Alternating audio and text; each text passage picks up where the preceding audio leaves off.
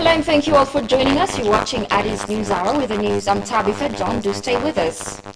The Dine for Ethiopia program, an initiative aimed at mobilizing funds for Wanji, Gorgora and Koisha tourist destination projects, is being hosted tonight. The initiative aims to raise 3 billion birr for the 3 projects that will be executed in Oromia, Amhara and southern regional states.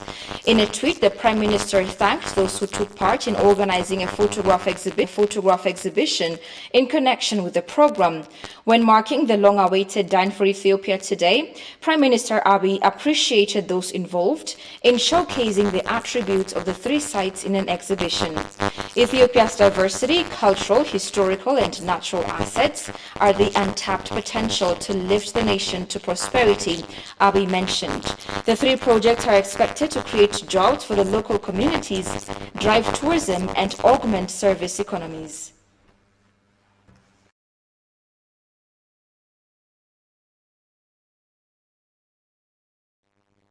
The National Electoral Board of Ethiopia informed civic society organizations to take their responsibility in educating voters to undertake knowledge-based voting in the upcoming 6th general election. The board is undertaking consultative discussion with 65 civic institutions in a bid to provide voter education. Abtamu Ashagwe tells you more. The National Election Board of Ethiopia is undertaking various activities to undertake the fair and credible general election on 2020. As part of this move, the board is discussing with civil society organizations as to provide voter education that helps voters undertake knowledge-based election process. Speaking on the occasion, the Deputy Chairperson of the National Election Board of Ethiopia, called the civil society organizations to take their responsibility properly.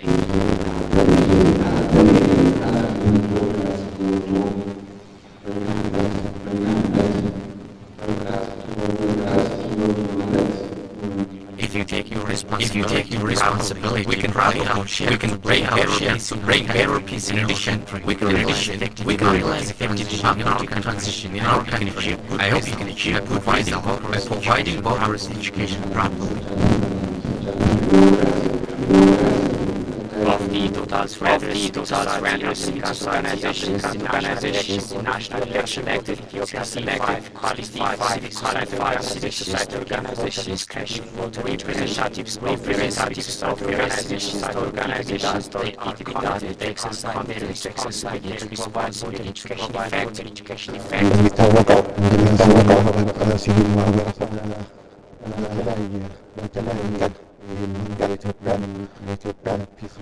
As we know, civil society in Ethiopia is playing a significant role in democracy in Ethiopia.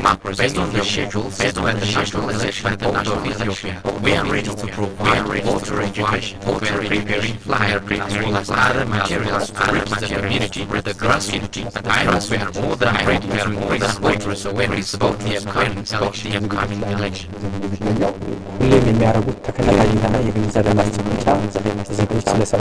The civic societies are providing consecutive awareness creation trainings to the community so as to increase their human rights. We and our partners are working in this endeavor. We are also ready to provide voter education based on the schedule adjusted by the board. Thus, we are ready to promote voters to undertake knowledge-based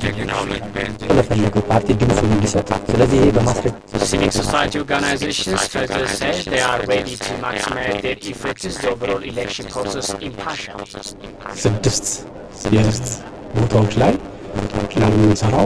Currently, we are working in 6 areas in the state of Oromia. As members of the civic society, we know we have to stick to the rules and regulations set by the National Electoral Board of Ethiopia to develop the culture of democracy.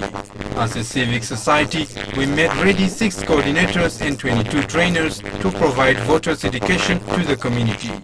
These coordinators and trainers have taken trainings how to increase voters' knowledge about duties and responsibilities during the upcoming election.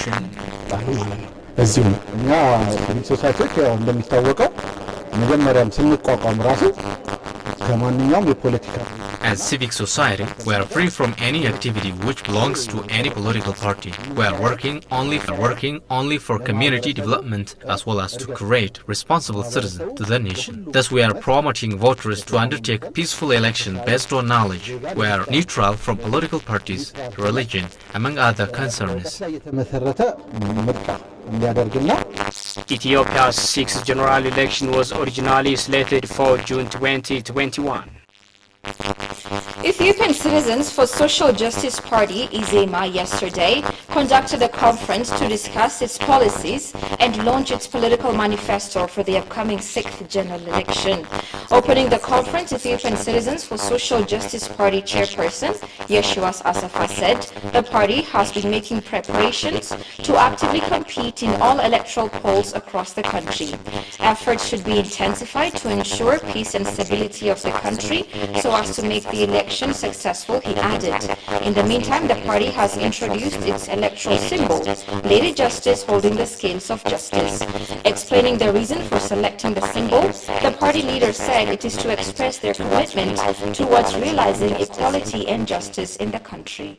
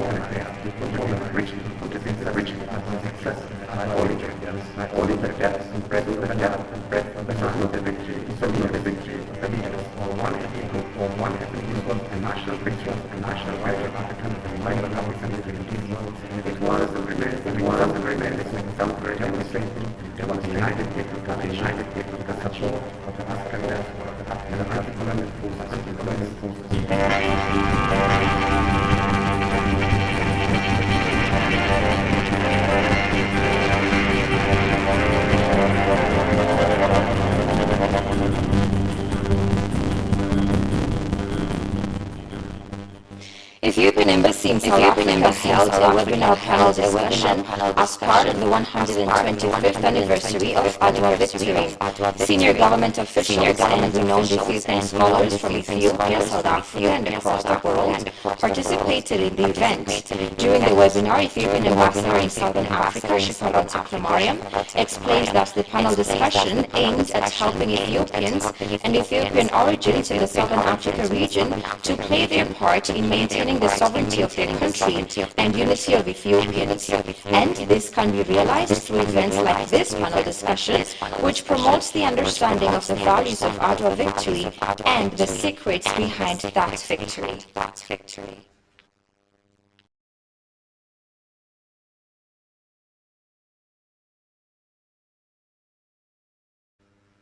Ethiopian patriots say the fascist Italians wanted to colonize Ethiopia, dreaming for its natural resources.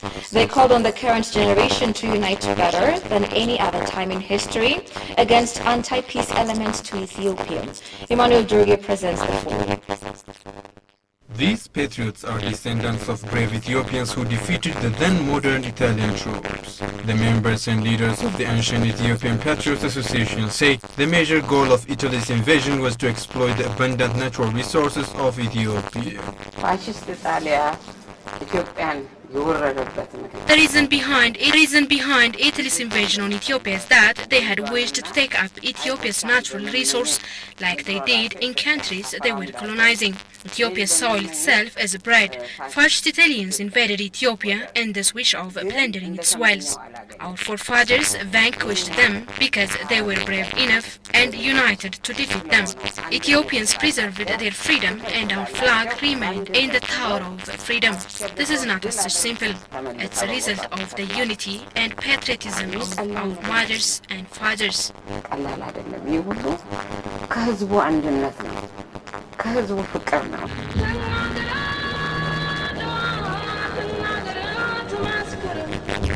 The patriots also said the source of comprehensive sense of unity in the Battle of Adwa was their eternal love to their country. The unity and love we demonstrated during that time implied that there was a sense of brotherhood among all Ethiopians who marched to the battlefield. They marched respecting each other regardless of differences in religion, race, and language. This was a fundamental reason to make that victory possible. They called on the current generation to unite better than any other time in history against anti-peace elements to Ethiopia. What I want to tell the youth generation is that we are very saddened by the incivilities we often hear nowadays in the country. They should not kill and attack their own brothers by creating a division rather than attacking the country. They should stand by the flag for which many lives are sacrificed.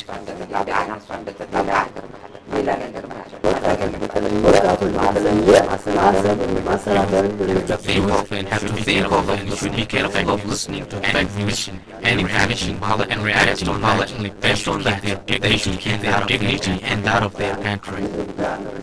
They have pointed out that the generation of repeating perceive without unity regardless of ethnic, gender and religious differences.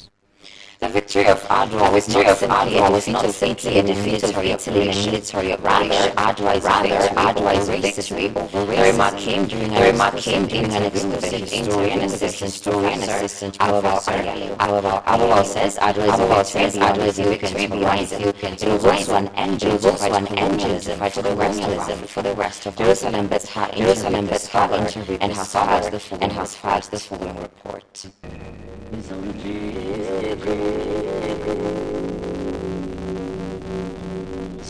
In 1890, Italians were eyeing designed tricky plans to colonize the country, while other European countries had a race of Africa. However, Ethiopia had successfully defended its independence, and as such, Ethiopians became a beacon of hope for other African countries that were in colonial occupation. As some professor of history at the Digital University, Ababa Yalo said, Adwa is a victory which measured beyond Ethiopia's horizon, particularly for the rest of Africa. The year 1896 was a year in which most of the African peoples were under colonial occupation. Some of them were ruled for 30 years, some of them for 20 years, and some of them for 5 or 8 years. That was a period in which colonialism oppressed Africans in its fresh force, new force. So it was during this particular time that Adwa just gave a light and a hope for most of Africans that, look, this is something that can be, that will not last long. So in terms of becoming an example for the later African nationalist and liberation movements, it has played an immense role. And then its importance for the black population in the entire world.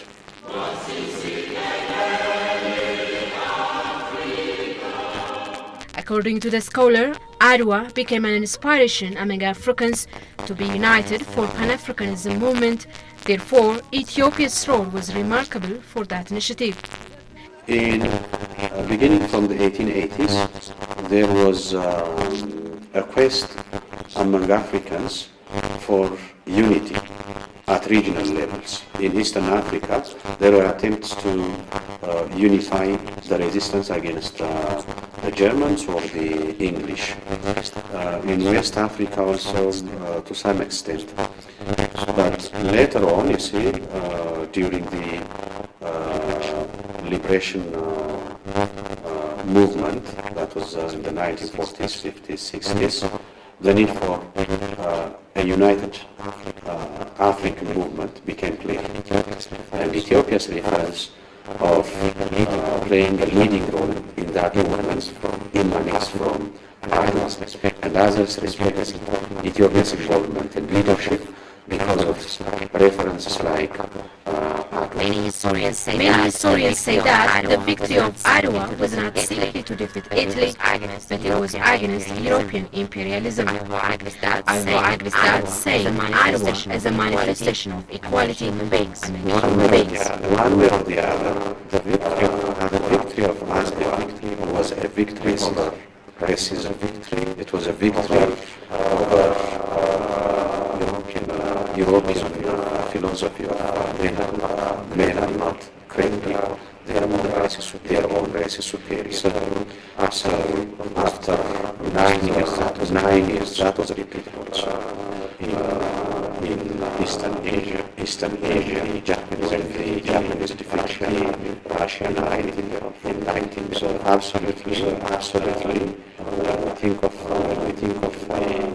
the victory of Adwa, I agree to the point that is not a victory, is not a victory colonialist forces, military forces. It was not necessarily a military victory, and rather it is a victory of equality, and a victory over racism.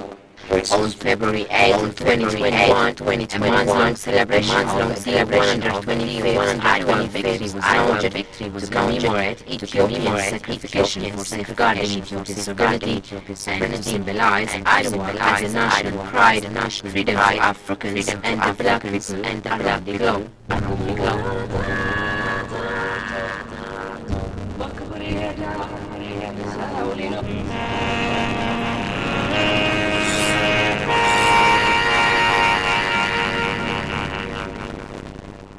Tourism Ethiopia said the Safe Travel Stamp awarded to Ethiopia is helping the nation to better reinstate its tourism sector, recalling the importance of implementing preventive measures against coronavirus.